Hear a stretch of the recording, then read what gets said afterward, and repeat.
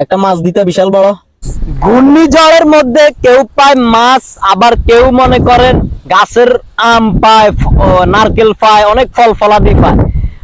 আমি কি পাইছি ভাই আপনাদেরকে দেখাই। ঘূর্ণিঝড়ের ভিতরে আমি আসছি এই যে বিলে, বিলে আসার পরে আমি পাইছি একটা কেরা। দেখেন সবাই, এইটারে চাইনিজ আলারা ভাজি করি খায়, কাকড়া বলে শহরের দিকে, আর আমাদের এখানে নোয়াখালীতে বলে কেড়া।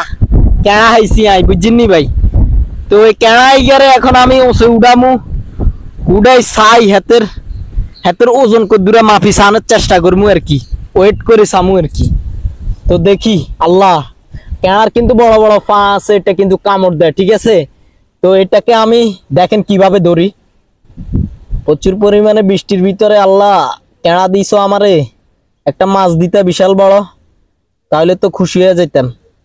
এখন দিছে আল্লাহ কেড়া, কয় তুই কেড়া খা, কিন্তু আমি তো ভাই কেড়া খাই না। দেখেন কেড়া কিভাবে ধরছি।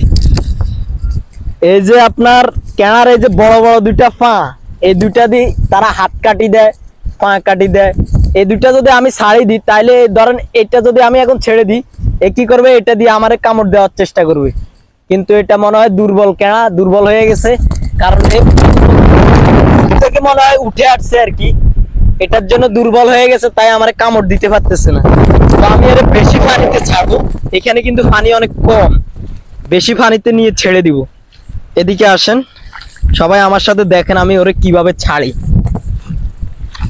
এই ক্ষেতটাতে পানি হয়ে গেছে যথেষ্ট পরিমাণে, এইখানে ওরে ছাইড়া দিব, তাহলে ও বাঁচতে পারবে। যাও বাবা, তুমি চলে যাও, আমার জন্য দোয়া করিও। আল্লাহ হাফেজ, আবারও দেখা হবে যদি বেঁচে থাকি এই ঝড় তুফানের পরে। ও একটা কথা না বললেও নয়, যারা ভিডিওটা দেখতেছেন অবশ্যই ভিডিওতে লাইক দিয়ে, আমাদের আইডিটা ফলো না দিয়ে থাকলে ফলো দিয়ে দিবেন। ইউটিউব থেকে দেখলে অবশ্যই অবশ্যই আমাদের চ্যানেলটা সাবস্ক্রাইব করে দিবেন। ছেড়ে দিচ্ছি তাকে, যাও বাবা তুমি চলে যাও, গুড বাই। কিভাবে যায় ওই যে দেখেন, আস্তে আস্তে করে যাচ্ছে। আচ্ছা যাক, সে তার মতো করে যাক, আমরা আমাদের মতো করে চলে যাব। আল্লাহ হাফেজ, সবাই ভালো থাকবেন, আবারও দেখা হবে ঝড় তুফানের পরে আর কি।